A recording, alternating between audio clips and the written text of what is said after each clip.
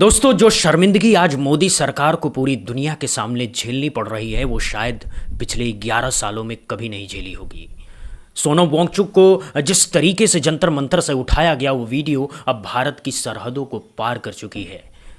विदेशी मीडिया ने इसे उठा लिया है, सोशल मीडिया पर दुनिया भर के लोग इसे शेयर कर रहे हैं और एक ही बात कह रहे हैं कि दुनिया का सबसे बड़ा लोकतंत्र कहलाने वाला देश अपने ही एक शांतिपूर्ण प्रदर्शनकारी के साथ ऐसा सलूक कर रहा है जैसे वो कोई अपराधी हो। एक्टर और पॉलिटिशियन प्रकाश राज ने साफ शब्दों में लिख दिया है कि दुनिया देख रही कि ये सरकार एक कायर सरकार है जो युवाओं से बातचीत करने के बजाय एक तानाशाह की तरह व्यवहार करना पसंद करती है।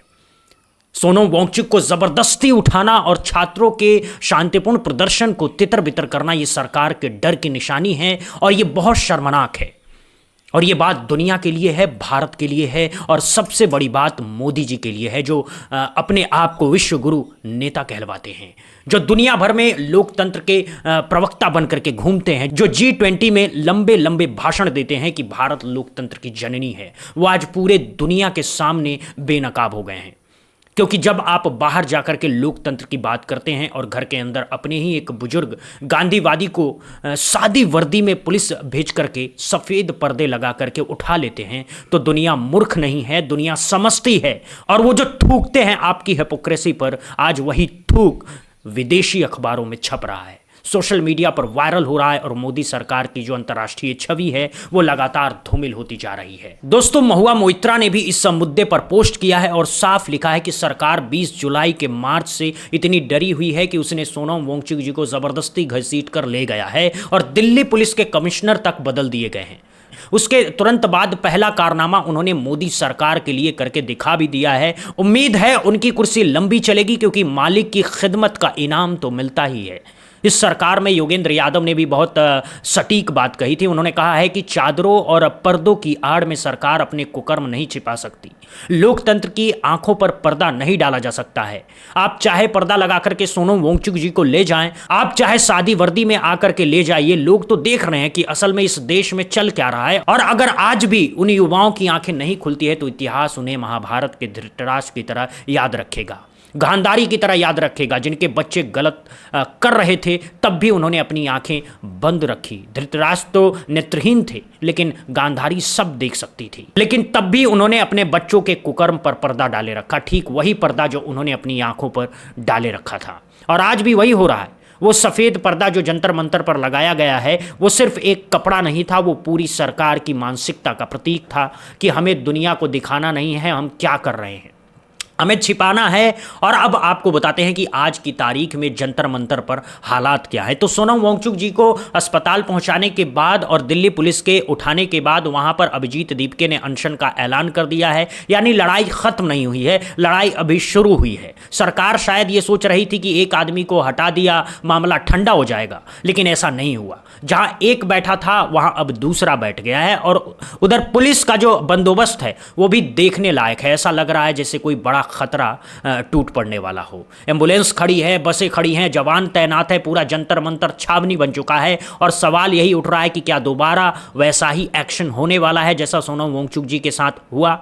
क्या फिर से वही सफेद पर्दे लगेंगे? क्या फिर से वही सादी वर्दी वाला खेल होगा? क्या फिर से वही वैसे ही उठा करके ले जाया जाएगा या फिर इस बार सरकार कुछ अलग सोचेगी, बातचीत का रास्ता अपनाएगी, संवाद की कोशिश करेगी? 20 जुलाई का जो संसद मार्च है उसकी तैयारियां भी जोरों पर है। मिस कॉल अभियान चल रहा है, देश भर के लोग इससे जुड़ रहे हैं और सरकार की नींद उड़ी हुई है, क्योंकि जब लाखों लोग एक साथ खड़े हो जाते हैं तो कोई सरकार कितनी भी ताकतवर क्यों ना हो घबरा जाती है। अब बात करते हैं असल में हुआ क्या था। बीजेपी सरकार ने कायरता की सारी हदें पार कर दी। जंतर मंतर पर सोनम वांगचुक 20 दिनों से शांतिपूर्ण प्रदर्शन कर रहे थे, भूख हड़ताल कर रहे थे, लेकिन उस सुबह उन्हें लगभग किडनैपिंग के अंदाज में जंतर मंतर से उठा लिया गया और अस्पताल में भर्ती करवा दिया गया। ये काम किया गया कोर्ट के आदेश पर। बताया तो सही जा रहा है कि अदालत के आदेश पर बीजेपी सरकार ने यह कदम उठाया है। अदालत ने, दिल्ली हाई कोर्ट ने सेंट्रल गवर्नमेंट से कहा था कि आपको सोनम वांगचुक जी की सेहत का ध्यान रखना होगा और लगातार मॉनिटरिंग करवानी होगी, लेकिन उसके बदले मॉनिटरिंग की जगह उन्हें ज़बरदस्ती जंतर मंतर से उठा करके सादी वर्दी में पुलिस भेज करके अस्पताल भेज दिया गया। एडमिट करवा दिया गया। अब सोचिए, मॉनिटरिंग का मतलब होता है कि डॉक्टर आए, जांच करे, रिपोर्ट दे, देखते रहे कि तबीयत कैसी है, क्या सुधार हो रहा है, क्या बिगाड़ हो रहा है। मॉनिटरिंग का मतलब उठा करके ले जाना नहीं होता। मॉनिटरिंग का मतलब जबरदस्ती अस्पताल में भर्ती करवाना नहीं होता। लेकिन बीजेपी सरकार को शायद हिंदी शब्दकोश में मॉनिटरिंग का कुछ अलग ही मतलब मिला है। इनके यहाँ मॉनिटरिंग का मतलब है उठाओ, ले जाओ, चुप कराओ, बस काम खत्म। इन्हें जरा समझना चाहिए कि एक बीमारी और अनशन में फर्क होता है। भले सोनम वांगचुक जी की स्थिति खराब होती जा रही थी, लगभग 10 किलो वजन उनका कम हो चुका था, ब्लड शुगर कम था, ब्लड प्रेशर कम था, लेकिन सोनम वांगचुक जिस चीज के लिए लड़ रहे हैं वो बात सुनने की बजाय जबरदस्ती किडनैप करवा लेना मोदी सरकार को ज़्यादा आसान लगा, जबकि वो शांति से आकर के एक दिन में इस अनशन को ख़त्म करवा सकते थे। भले आप धर्मेंद्र प्रधान का इस्तीफा न लेते, भले आप इस देश में कोई भी बड़ा परिवर्तन ना करते, लेकिन अगर आपका कोई नुमाइंदा आकर के, शिक्षा मंत्रालय के कोई नुमाइंदा आकर के सोनम वांगचुक से केवल वादा कर देता कि हम हमारी जो भी गलतियां हैं उन्हें ठीक करेंगे, तब भी अनशन खत्म करवाया जा सकता था। लेकिन उन्होंने ऐसा नहीं किया, क्योंकि बात करना मुश्किल है, पुलिस भेजना आसान है, संवाद करना मेहनत का काम है, डंडा चलाना आसान है, सुनना समझना बड़ी बात है, उठा करके ले जाना छोटी बात है। और मोदी सरकार को छोटी बातें ज़्यादा पसंद है।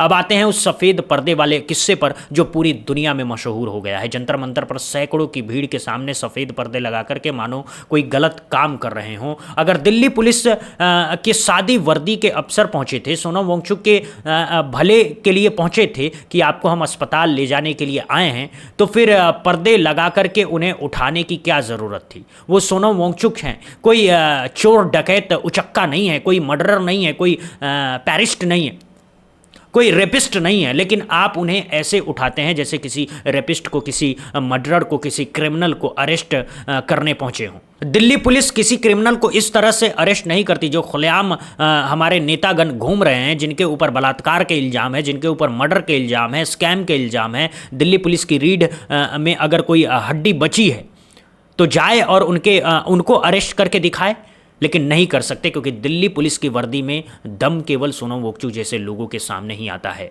वो भी वर्दी उतार करके सादे कपड़ों में। और ये दिल्ली पुलिस की बात भी नहीं है, ये दिल्ली पुलिस को तो एक मोहरे की तरह इस्तेमाल किया जा रहा है। असली खिलाड़ी तो कोई और है जो ऊपर बैठ करके आदेश दे रहा है, जो ऊपर बैठ करके तय कर रहा है कि किसे कब कैसे उठाना है। दिल्ली पुलिस बेचारी तो बस आदेश की गुलाम है, ऊपर से जो कहा जाए वो करती है। और यहाँ भी वही हुआ। बीते दिनों जब दिल्ली हाई कोर्ट में सुनवाई हुई थी और कोर्ट ने हिदायत दी थी कि सोनम वांगचुक की सेहत पर नज़र रखी जाए, सरकारी डॉक्टरों को भेज करके उनका लगातार सरकारी डॉक्टरों को भेज करके उनका लगातार चेकअप करवाया जाए, तो एक डॉक्टरों की टीम का वीडियो भी खूब वायरल हो रहा है। वो लगभग एक दिन पहले का ही था, जहां वो डॉक्टरों की टीम उन्हें इंसिस्ट करती हुई नज़र आ रही है कि क्या आप एडमिट होना चाहते हैं, क्या आपकी तबीयत आपको ज़्यादा ख़राब लगती है, आप चाहें तो एडमिट हो सकते हैं। इस तरीके की वीडियो सामने आती है। पहले चाहते हैं कि ये वीडियो आप देख लीजिए। Sir, do you want to go to hospital? They don't understand. This is not a disease or disorder. This is a self-chosen path. क्या आप जाना चाहते हैं? And a person on fast is not the same as somebody who eats. नहीं, मैंने इसमें आपको इसे I request you, please don't get into political things. I understand there must be pressure on you. Please don't get into political things. आज सुबह checkup करवाया। The court has already said that he should be monitored. Doctor Not hospitalized. Don't get into political things. This is my request. तो देखा आपने, पहले उसे शांति से मनाने की कोशिश जारी है कि आप जाइए अस्पताल में भर्ती हो जाइए, उस तरीके से ही आपका अनशन तोड़वा दिया जाएगा। लेकिन जब सोनम वांगचुक नहीं मानते हैं तो फिर सादी वर्दी में पुलिस को भेजा जाता है और ऐसे घुसते हैं ये लोग जैसे किसी क्रिमिनल को अरेस्ट करने जा रहे हों।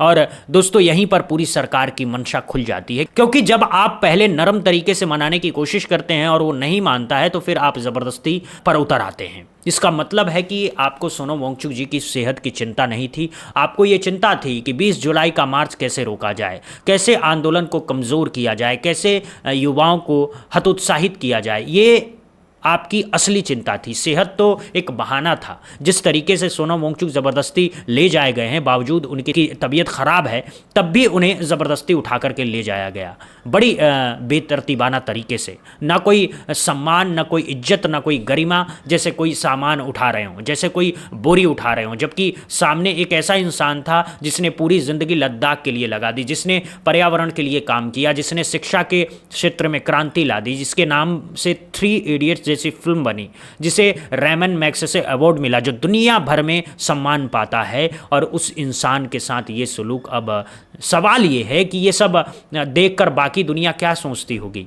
जब यूरोप के देश, जब अमेरिका, जब ब्रिटेन, जब बाकी लोकतांत्रिक देश ये तस्वीरें देखते होंगे तो उनके मन में क्या ख्याल आता होगा, वो क्या सोचते होंगे उस देश के बारे में जो खुद को दुनिया का सबसे बड़ा लोकतंत्र कहता है। वो क्या सोचते होंगे जब उस प्रधानमंत्री के बारे में जो अपने भाषणों में गांधी जी का नाम लेते ही नहीं थकते, और जिनकी सरकार गांधीवादी तरीके से प्रदर्शन करने वालों को सफ़ेद पर्दे लगा करके उठा लेती है। ये पूरी दुनिया के सामने भारत की जो छवि है वो एक झटके में मटिया मेल हो गई है, और इसके ज़िम्मेदार सिर्फ़ और सिर्फ मोदी सरकार हैं। इसीलिए दोस्तों, जो लोग कह रहे हैं कि ये सिर्फ एक आदमी को उठाने का मामला है, वो गलत सोच रहे हैं। ये मामला बहुत बड़ा है, ये मामला हमारी लोकतांत्रिक इमेज का है, ये मामला दुनिया के सामने हमारी इज्जत का है, ये मामला उन सिद्धांतों का है जिन पर हमारा संविधान टिका है। और जब सरकार खुद ही इन सिद्धांतों को ताक पर रख देती है तो फिर हम किस मुंह से बाकी दुनिया को नसीहत देंगे, किस मुंह से पाकिस्तान को कहेंगे कि वहां लोकतंत्र नहीं है, किस मुंह से चीन को कहेंगे कि वहां आज़ादी नहीं है। क्योंकि आज हमारे यहाँ भी वही हो रहा है, बस तरीका थोड़ा अलग है। वहाँ खुलेआम होता है, यहाँ सफ़ेद पर्दे लगा करके सादी वर्दी में होता है। इस पूरी खबर के बारे में आपके क्या विचार है, कमेंट सेक्शन में ज़रूर बताइएगा, और चैनल को सब्सक्राइब भी कर लीजिए ताकि ऐसी ज़रूरी खबरें आप तक पहुँचती रहिए। देखते रहिए बुद्धा इंस्पायर्ड। जय हिंद, जय भारत, वंदे मातरम।